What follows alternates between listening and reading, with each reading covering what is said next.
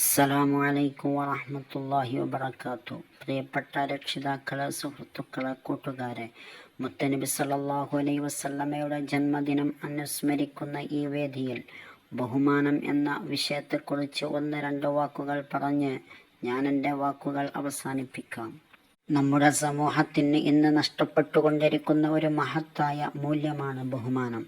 സ്വന്തം മാതാപിതാക്കളെ ബഹുമാനിക്കാത്ത മക്കളും മുതിർന്നവരെ ആദരിക്കാത്തവരും നാട്ടിലെ കാരണവന്മാരെയും ഉസ്താദുമാരെയും ഗുരുവര്യന്മാരെയും ബഹുമാനിക്കാത്തവരും വർദ്ധിച്ചു വരുന്ന ഒരു കാലഘട്ടത്തിലാണ് നാം ജീവിക്കുന്നത്.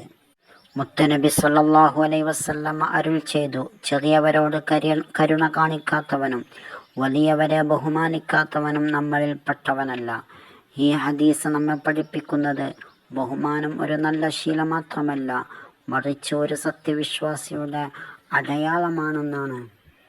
ഇന്ന് ബസ്സിൽ യാത്ര ചെയ്യുമ്പോൾ എത്രയോ യുവാക്കൾ ഇരിക്കുമ്പോഴും പ്രായമായവരും രോഗികളും നിന്നുകൊണ്ട് യാത്ര ചെയ്യുന്നത് നാം കാണാറുണ്ട്.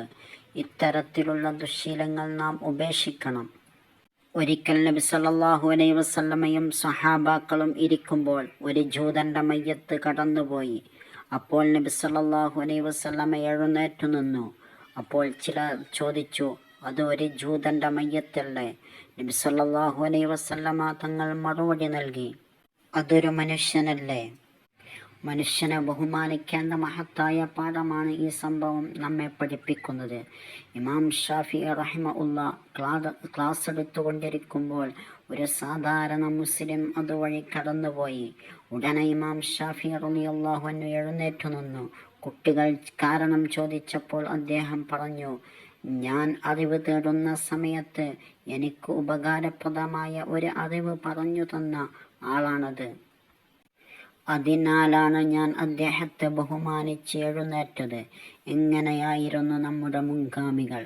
അവർ മാതാപിതാക്കളെയും ഗുരുനാഥന്മാരെയും മുതിർന്നവരെയും മഹാന്മാരെയും അതിയായ ആദരവോടെയും ബഹുമാനത്തോടെയും സമീപിച്ചിരുന്നു.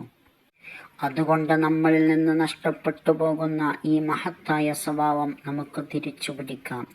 മാതാപിതാക്കളെയും ഉസ്താദുമാരെയും ഗുരുവര്യന്മാരെയും മുതിർന്നവരെയും എല്ലാ മനുഷ്യരെയും ബഹുമാനിക്കുന്ന നല്ല ശീലം നമുക്ക് ജീവിതത്തിൽ വളർത്തിയെടുക്കാം. അല്ലാഹു തആല അതിന് തൗഫീഖ് നൽകുമാറാകട്ടെ. ആമീൻ. അസ്സലാമു അലൈക്കും വറഹ്മത്തുള്ളാഹി.